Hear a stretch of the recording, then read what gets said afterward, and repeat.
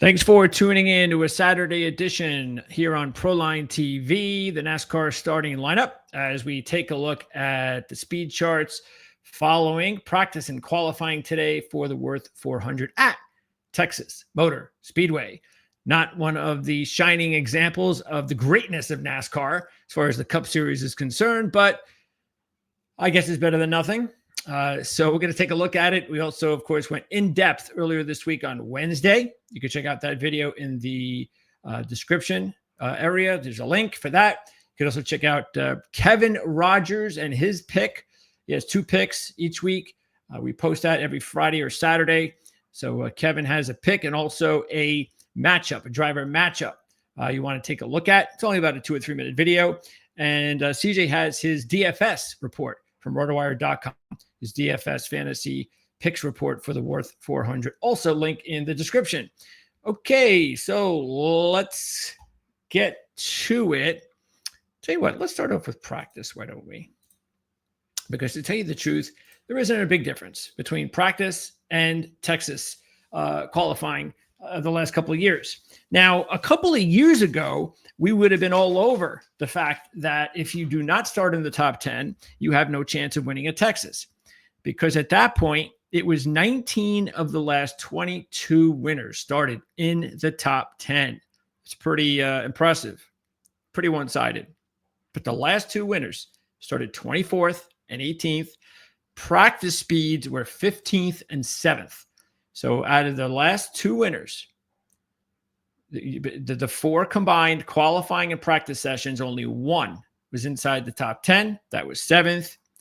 And that tells you that because, and the reason for that is mostly strategy. Pit strategy is very important here because you can't pass. That's why it's a pretty lame track. So the passing sucks. So you have to come up with 2-tire pit stops or pit stops that just strategically, you pit early, you pit late, whatever the case may be. It's what has given us those victories the last couple of years. I know we've had some wrecks as well. And look, I think if you get a bunch of wrecks and pit strategy that comes into it, I guess that's the best thing we can hope for, meaning who knows who's going to win this race. And so that does open things up. So we don't necessarily have to look at it as we're doomed and one of these drivers is going to run a race like Kyle Larson at Bristol. I'm not saying that still can't happen. It can. That's the way this track is. But the last couple of years, since there's only been 1 race a year, it's telling us that, hey, the crew chiefs are smartening up and they know they got to figure out a way to manipulate this terrible track. And that's what they're doing. Now, manufacturer side, keep an eye on Chevy because they've won all 3 next-gen races, even though in the All-Star race, which was here a couple of years ago, it was won by Ryan Blaney at Ford. Chevy's also won 5 out of 6 overall. Ford has not won. We're not talking all-star races, but they've not won at Texas the last 6, and Toyota's only got 1 in the last 7. Now, this is interesting. Now, I don't know whether or not you want to go all in on this, but sometimes you can. 8 different winners the last 9 races. 8 different winners since 2019. Okay, so if you want to go that route, you can. If you want to know who they are, you can take a look at our show because we talked about it.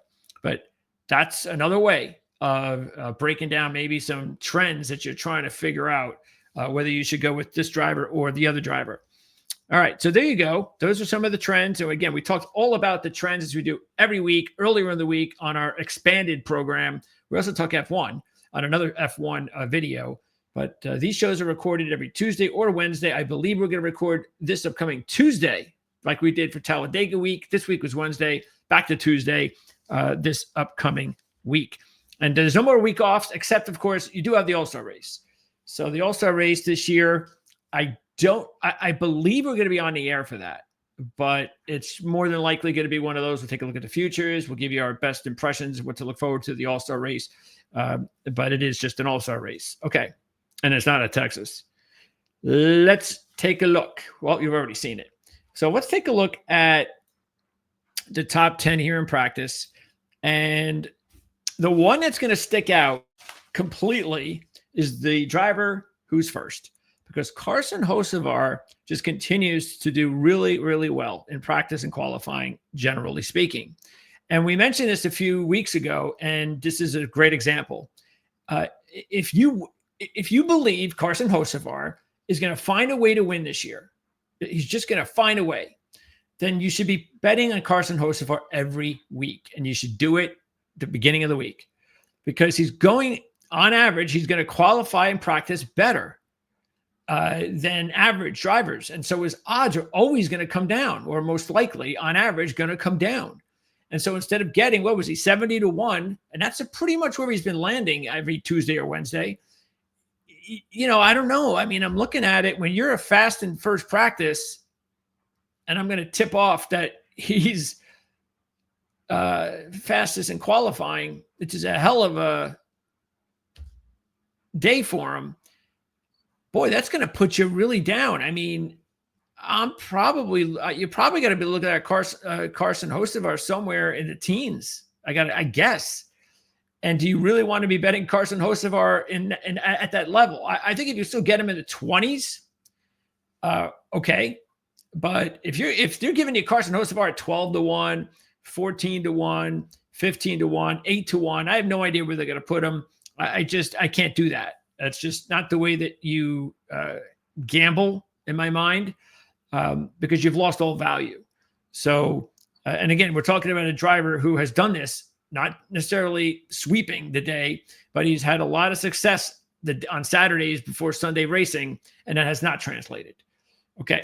But anyway, as far as the other drivers that stick out here, Kyle Larson in fourth, McDowell, just like Hocevar. We've seen this for the past couple of years. McDowell qualifies well. He practices well, generally speaking, and that doesn't really translate. Berry, he's had a really good day. And AJ Allmendinger, as you can see, had a good day as well. Matter of fact, there are only 5 drivers out of the 10, which is about average, who had top 10 sessions in both qualifying and practice. But what did we lead off with? That doesn't matter, does it? So let's take a look at some of the other practice drivers outside the top 10. And Austin Cindric, that is going to be an important name before we turn to qualifying. Daniel Suarez, which is one of CJ's picks. It's his official long shot, and I think that's a great pick. He won the NASCAR Open. He also, I believe, had a top 5 in the All-Star race that year. And let's see, taking a look at Suarez's numbers a little bit more specifically, he's had a good run here over his career, almost 50% in the top 10, 12 career cup races. His last 4 have all been in the top 12, including 5th his last time out. Now, he hasn't led a bunch of laps, but you were getting 40 to 1, or at least CJ got 40 to 1 earlier in the week. And considering taking a look here where he is at 12th, he is going to be, I think, every much of that 40. And I think he's still going to be a really good play based on what we talked about earlier this week. Gibbs, Byron, Hamlin, Bubba Wallace, all in the top 10 that we'll get to in just a second. I think those are the top. Those are the other 5 in the top 10. Briscoe, disappointing day. Elliott, Blaney, Bell, all disappointing days. Same for Logano, Kyle Busch. So a lot of disappointing days for all of these gentlemen there. Let's go ahead now and take a look at qualifying. So here we go. Here's the top 10, and here are those other 5 drivers I mentioned. So look, and Bubba's another driver that's had a good year qualifying. So because of that, I'm not going to look at him any differently based on what he did today, because his practice speed wasn't all that great, comparatively speaking. But this has been a good track for Wallace recently. In his last 2 races, he finished 7th and 3rd. He was on the pole a couple of years ago, finished 3rd, led 111 laps. But I cannot take Bubba Wallace at 18 to 1. I just can't. And he's definitely going to keep those odds. Maybe even they might drop a little bit. I just don't see the value in taking Bubba Wallace, who doesn't win a lot of races at that kind of level number. Okay. A little bit further down, Denny Hamlin in 8th. As you saw, not as fast to start off with practice. But Hamlin was in that group, the top group that we talked about the other day. Larson, Byron, Reddick, and Hamlin. And both CJ and I agreed that while it was really tough to, it's one of those things when you get these 4 drivers that you could, all right, any of these 4 can win. You have to start nitpicking. And the thing that we nitpicked with Hamlin was he's only had 1 top 5 in his last 7 races, leading a combined 52 laps. So that's not a lot considering he has 8 top 5s and 3 wins over his career at the track.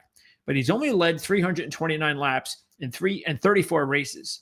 That is not a lot. So he's been okay here. He's been better here, actually, than next gen. And I think that's why we kind of said, let's take a look at the other 3 drivers. Well, there's a couple more here that are right there, as you can see, in the top 10. Kyle Larson, 4th and 4th, practice and qualifying. So he's going to be strong again. This is CJ's top pick.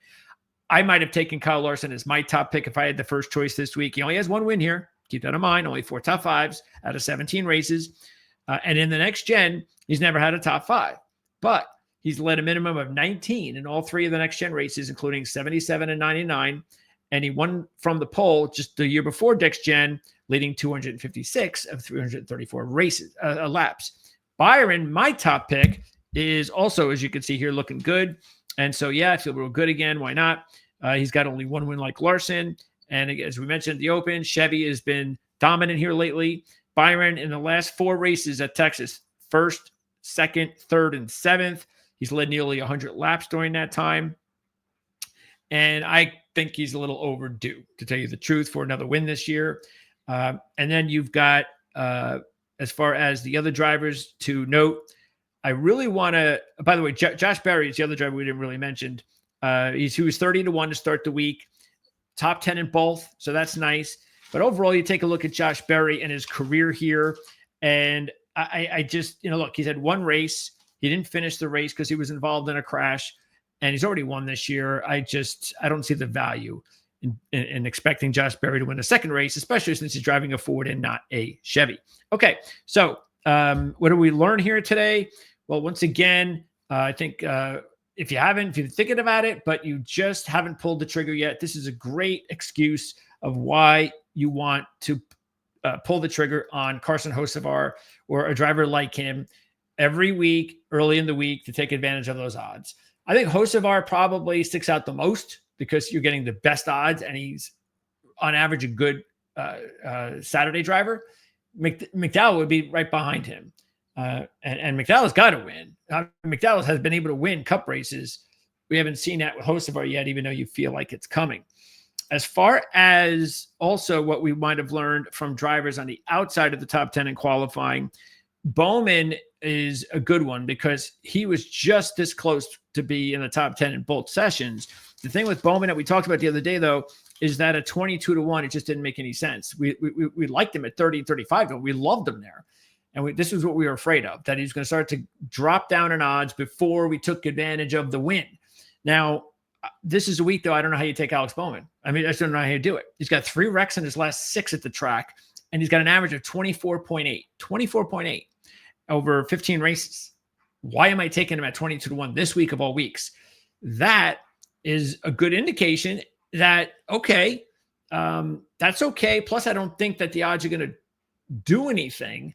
So now I think as long as the odds stay around 20-1, and we're talking about Sunday or Saturday night going into Sunday, now I think it's a good idea to take Alex Bowman. Because in other words, if he was his regular 30, 35-1, I don't know, he's driving a Chevy. Okay, he's going to win eventually. This might be a week, even though the history doesn't tell us. Let's go just stick with him. Sort of like what I was saying with Hocevar, but in a much smaller way because his odds are half as much. But since we didn't take him and he wasn't 35-1, now let's say a normal week, those odds would drop. Where would they drop? They'd usually drop to around 20 to 15-1 because it would always be in that spot or probably stick to either the 20s. Not down. I don't think it got into the teens much. As long as he qualified and practiced okay. So that's what we're doing now anyway, right? He's where we think he should be anyway, as long after qualifying and practice, as long as it's still around 20, 22-1. So they bring that down even further. like the 12-1 or 15-1, I'm a pass. But I'll still take him. 18-1 might be the cutoff. All these other drivers, I told you, Bell, nothing in both sessions. Reddick is the only interesting one because he was 8th in practice, and he is definitely one of the top drivers here coming in. His odds were one of the lowest, right next to Larson, Byron, and Hamlin. And he has led a minimum of 36 laps in all 3 next-gen races. And he also, over his career, 6 races, he has a win, a runner-up, and a 4th. His average is 9.3. He also has 2 runner-ups and a win in 6 Xfinity races. So I really like Reddick this week. He was one of the drivers, but again, we can't take them all. Larson, Byron, CJ, me. The one that I would have liked to have put in there was not Hamlin, but Reddick. So I still like Reddick, and I think you still might be able to get Reddick now because of his 17th position compared to Hamlin, Larson, and Byron. I think he might be the 4th choice, so it might be much better now to take him than, now as opposed to a couple of days ago. So I like that because, again, I'm not going to worry about his 17th position after what we saw the last couple of years. And I think Reddick, I just think that he won't need tricks. I give him a stage, and I think he'll be able to make his way close to the top 5 if he has a really good car. Okay. Gregson, I think, could also be interesting as far as a long shot. So is Austin Dillon, because we did take, as far as our long shots, Dillon was one of the long shots we did not take, but Dillon, we both agreed, CJ and I, you have to take Austin Dillon, 100%. We told you that a couple of days ago, it was 100-1. And the fact that he is qualifying 19th, he's probably going to, I don't know, he might be, you might have to lose some because I think it'll catch on. Austin Dillon has had a pretty decent history at this track. But even if you get him at 50-1, I think that's still a good buy for Dillon, even though he qualified 19th. Gregson was another one that we thought that would not be a bad idea. So the fact that he had a 3rd place practice run and he'll start 18th, that's okay. That gives us, again, like I said, the opportunity to keep that number big. Blaney, like I said, and here's the other disappointing drivers that didn't do anything. Briscoe, Blaney, Busch, Logano, Elliott, Keselowski, Chastain, Priest, all of them did nothing. Even kind of Christopher Bell didn't really do anything. Zane Smith, who's been having a good run, he had a bad practice run, even though his qualifying speed was better. Same thing with Buescher, but nothing there with Buescher. Keselowski, very disappointing qualifying run considering his history here, even though he's never won here. Jones has some history here. He was pretty good today, but I just don't see a win out of Eric Jones, but maybe he's able to trick his way to a win. So he's not the worst idea in the world. And look, even though Ryan Blaney is all the way down there in both qualifying and practice, here's the thing. And he was 2nd pick, by the way, for CJ. I just don't think Blaney's numbers are going to drop because they haven't dropped all year. They just haven't. For whatever reason, and I'm just guessing it's because they're realizing he came this close to winning back-to-back Cup titles, that he's a really good driver and that you better not disrespect his odds anymore. And so I think that's what they've been doing. But when he practices 24th and qualifies 24th, I don't really see, when you got other drivers like Larson, Byron, and Reddick, I don't see why this would be a good week for Blaney. But keep in mind, he was not 1, which wasn't bad. And this should give us double-digit odds, even if it's just 10-1. Please give us double-digit odds. I think he's a good play because of that. If you want to roll the dice on Blaney, again, and only if you're getting double-digit odds, and tell you the truth, I think we deserve 14 or 15-1. It's really what we deserve, minimum. I just don't think we're going to get that. And I bring this up because he's had a lot of good history here, including the Xfinity Series. He's never won in the Cup, but his numbers are pretty strong here without winning. We go into detail on our show earlier in the week if you want to find out what we said about him. But yeah, it's still kind of hard for me to believe that this is the week Ryan Blaney wins. And I'm always saying it even for my own bias, that if he's 10-1, 11-1, I'll put money on him, but that's just me as a fan. Outside of being a fan, I don't think there's good value there, to tell you the truth. I think there are better options. especially because it's a Ford versus a Chevy. And there are multiple Chevy drivers out there that were odd, like Byron and Larson, that we liked strongly before Saturday, and today gave us no reason to think otherwise. Okay, so that's going to wrap it up. Let us know what you think. Let us know who you like and why. And again, if you are into F1, you can check out our F1 preview. We usually pop that up on Fridays. And again, we've got Kevin's picks, and he does driver versus driver picks as well, if you're into that. If you have any questions regarding driver to driver, like any suggestions, you want to maybe go that route, but you're not sure, just pop us a note, pop Kevin a note in the comment section, and he'll get back to you and let you know what he thinks and why. And that's going to wrap it up. So again, we'll see you back on Tuesday to talk more NASCAR. And hey, you know the drill. As far as subscribing, liking, sharing, that really helps to support the channel. And we really appreciate you tuning in here and giving us a look. And we'll see you again real soon. Best of luck tomorrow, everybody. And just deal with Texas. It is what it is.